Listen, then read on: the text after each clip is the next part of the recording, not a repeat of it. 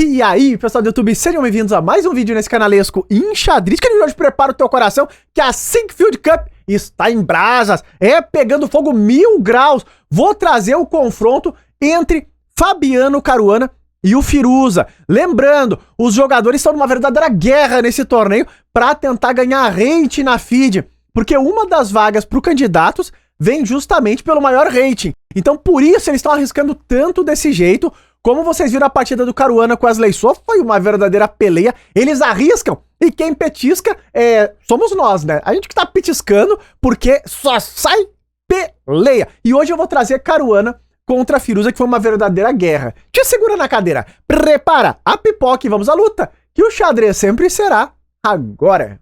Então, pessoal, aqui estamos nós, e de brancas vinha a Lireza Firuza contra Fabiano Caruana, e o Firuzinha começou essa peleia com ele mesmo, equatrino, favorito de Bob Fischer, e tá lá uma italiana. Agora, assim que o Caruana define a variante dos dois cavalos, o Firuza joga uma linha aguda, olha lá, cavalo G5, já ameaçando um duplo na abertura. Agora, nesse nível de elite, eles conhecem isso aqui nos detalhes, de maneira teórica. O Caruana defendeu com o melhor.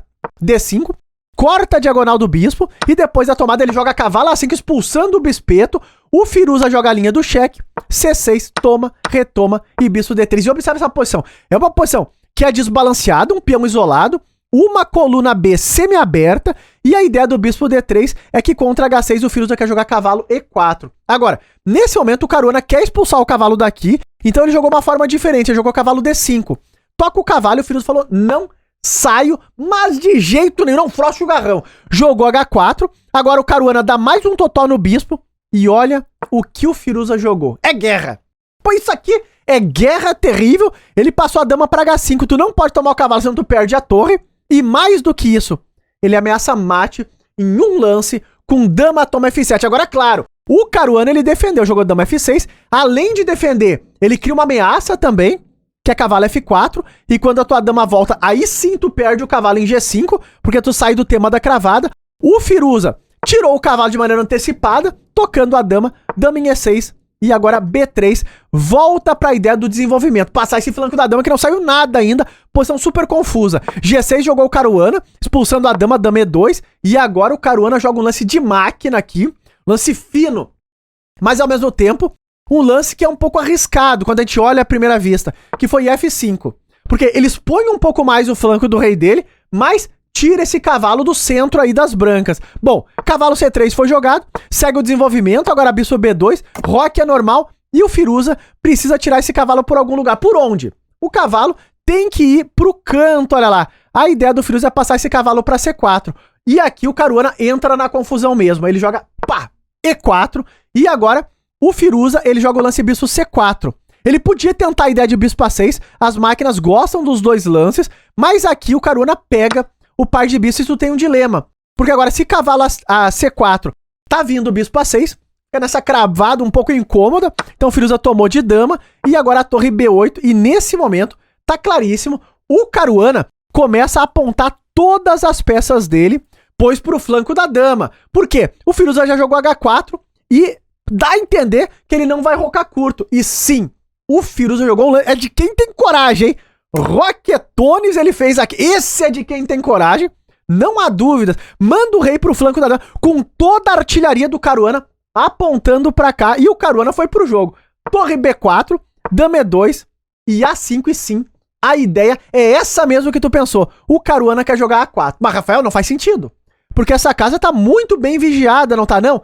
Ele quer jogar A4 e a gente vai entender por que desse plano, tá? Observem que o Firuza, ele segue trazendo as peças pro jogo, torre 1, a torre de H não tava jogando, e o Caruana jogou A4, que é um lance totalmente bizarro, que só funciona por um único lance que a gente vai ver mais pra frente. Observem que o Firuza não tomou o peão, ele jogou aqui o lance G3. Jogou esse peãozinho aqui, preparando a ideia de F3 para tentar pressionar, segura os saltos do cavalo para F4 também, mas vocês devem estar gritando, como eu tava quando vi essa posição. Por que que ele não tomou? Não é nada claro. Por que não tomou aqui? A ideia do Caruana é que ele sacrifica, até aqui a gente supõe que isso possa acontecer, mas a gente não entende por quê, né? Porque agora bispo toma B2, rei B2, E o único lance que justifica essa variante e faz isso daqui funcionar, acontece agora. E é bizarro, assustador. E os dois jogadores viram, hein? Porque eles não entraram, que é bispo A6, completamente insano. Você vem lá, a dama em E2 tá trancada, não tem pra onde saltar, tá totalmente presa. E aqui, se tu tomar esse bispeto, porque claro, se tu recusar com C4, já tá vindo torre B8, aqui tu vai ser arrebatado pelas duas orelhas. E se tu tomar o bispo, tu leva a torre B8. E aqui, se tu jogar rei A1, dama F6, C3, já tô sacrificando e vou pro mate mesmo. E se tu jogar rei C1, que parece o mais lógico, a gente entende por que bispo A6 era tão fino. Porque a dama tá numa colocação ruim. Tu leva cavalo B4 e olha lá, eu toco a dama e ameaço mate. É completamente assustador, né? E aqui tu não tem mais como defender. Se tu jogar dama C4, eu tomo, retomo e mate. Fim de jogo. É uma variante assustadora que mostra o alto nível do xadrez dos dois, né? Dos dois. O Caruana preparou. Então quer dizer que quando ele jogou lá atrás o A5 e A4, o Caruana já tinha visto o bispo A6, porque é a única justificativa. Bom, nesse momento foi jogado então o lance G3. Firuza controla os saltos do cavalo e o Caruana agora toma em B3, claro, tentando chegar no rei das brancas. Dama D6 com a ideia de dama C5 e ele vai começar a empilhar as peças em cima da cabeça do Firuza e o Firuza busca contra-jogo. F3, tentando quebrar esse centro. Dama C5 agora pressionou muito em C3. O Firuza volta o cavalo para segurar um pouco mais, reforçar a posição. E torre E8, olha lá. O Caruana vai passando as peças para cima. Controla um pouco mais de E4. Vem essa troca aqui no centro.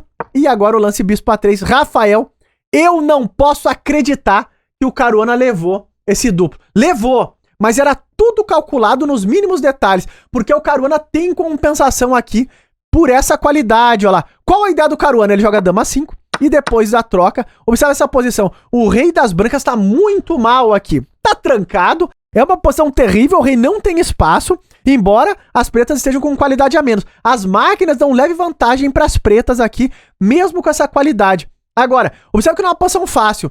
Aqui, o Firuza jogou o lance D4, que é um lance meio desesperado, para dar uma casa de respiro pro rei. Observem que, se tu jogar um lance descuidado, mas Rafael, esse peão tá caindo aqui. Exato! Aqui a gente entende por que o Firuza tá preocupado com o rei trancado, porque é que tu leva mate.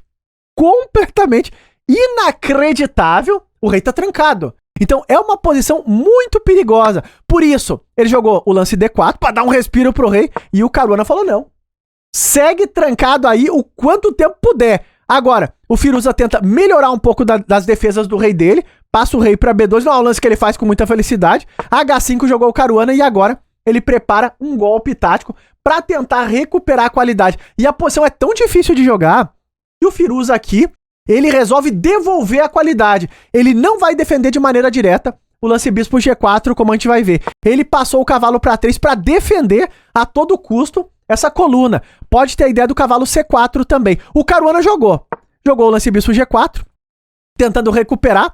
Só que agora o Firuza dá o cheque. E depois de rei H7, que ele jogou aqui, dama F7, a gente vê que a ideia do Firuza é realmente devolver a qualidade. Porque o Caruana aqui tem torre F8. Então ele toca a dama e prepara para tomar a torre aqui em D1. Claro, isso vai esfriar um pouco da posição.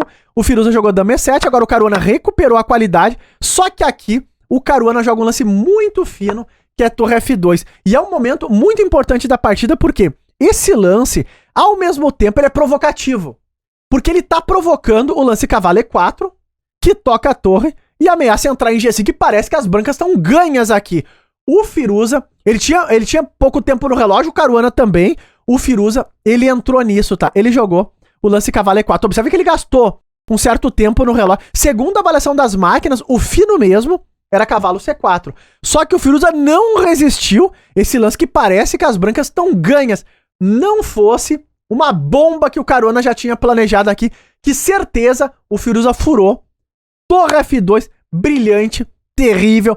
Caro Borg está de volta e é assustador aí. As vésperas do torneio de candidatos começam em 2024, hein? No início de 2024, o Caruana tá num nível assustador. Jogou esse torre e toma C2. E aqui o Firuza tem que jogar rei B1. Por quê? Se ele tomar a torre, ele vai levar mate. é uma linha forçada. Porque aqui, primeiro, tu já tá perdendo a dama. Aqui tu já pode até acabar com a análise, mas aqui tem mate pras pretas. Se jogar rei C4, eu tomo em C2 e o rei tá trancado. E se tu jogar rei D3, tu leva mate com dama A6. Ah, inacreditável. Um mate bem exótico, né? Agora, jogou esse torre e toma C2, o Firuza viu, jogou rei B1. Só que agora o Caruana só tem um lance para não ficar completamente perdido aqui, porque o cavalo tá saltando pra cima da cabeça do rei das pretas. E o Caruana jogou um lance aqui que é assustador também. Tem um cavalo caindo, parece aqui que tu vai dar mate, né? Mas o Caruana jogou torre F2. Ah, Rafael Capivarada. Ah, Capivarada terrível. Torre F2, dando a torre ainda. Eu jogaria aqui dama toma 3 e correria pro abraço, porque aqui é gol, não é não? Olha lá, ameaça no mate aqui e ali. Aqui tu perde de pretas e é insano, porque tu leva cavalo F6 e tu tá perdido, olha lá. Rei H8, tu leva cheque, entrega o bicho, vai levar mate por uma ponta ou por outra. E se jogar rei H6, tu leva mate por aqui. Observem quanto veneno tem nesse alto nível. Agora, o lance que o Caruana jogou é o único. Torre F2, inacreditável. É um gênio do xadrez do Caruana. Esse é o único lance. O Firuza, a ideia dele é defender o cavalo F6. Olha que lance. Ele segurou o cavalo F6. O Firuza jogou cavalo G5 agora. Mas, Rafael, e se tomar? Isso aqui foi uma capivarada? É só tomar essa torre. Se tu tomar, tu perde por causa de dama 3. E agora tem mate chegando pra todos os lados aqui. Não tem mais como defender essa posição. Então, depois de torre F2, o Firuza viu as linhas de mate. O cavalo tá caindo. Ele jogou cavalo G5. Só que agora rei H8. E nessa posição, o Firuza tenta seguir atacando, só que a torre milagrosamente volta pra zaga e segura a paçoca.